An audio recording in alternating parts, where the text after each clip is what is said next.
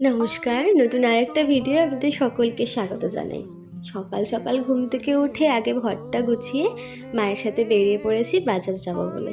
অনেকগুলো দিন পরেই যাচ্ছি আর ভীষণ আনন্দ হচ্ছে যে অনেক দিন পরে আবার বাজার যাচ্ছি।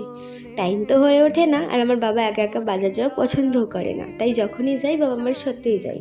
আমার বাজারটা যে কী ভালো লাগে কি বলবো তোমাদের। বাজারে গেলেই আমার মনে হয় আমি সব কিছু কিনে নিয়ে চলে আসি, মানে যত রকম সবজি শাক যা আছে আমি খাই কতটা সেটা বড় কথা নয়, তবে সব কিছু কিনতে ভীষণ ইচ্ছা করে।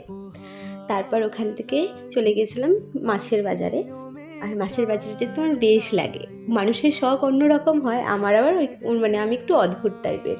মাছের বাজারে যেতে ভালো লাগে তার একটাই কারণ, অনেক রকম মাছ দেখতে পাই। যদিও মাছ খেতে আমি অতটা পছন্দ করি না, তবে মাছ দেখতে আমার বেশ লাগে। তারপর ওখান থেকে মাছ আর কাঁচা সবজি কিনে আমরা বাড়ি চলে আসি।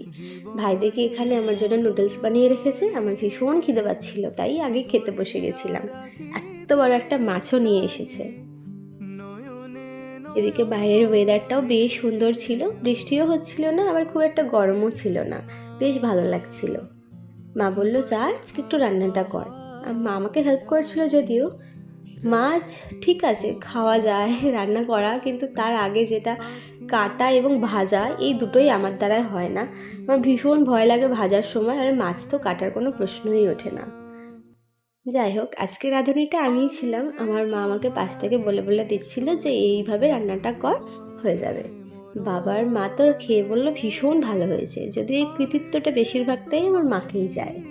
বিকালবেলা মা দেখে একটা চাট বানিয়েছে। আজকের ভিডিও এই পর্যন্তই রাখছি, দেখা হচ্ছে নেক্সট ভিডিওতে। ভালো থাকবেন, সুস্থ থাকবেন, টাটা।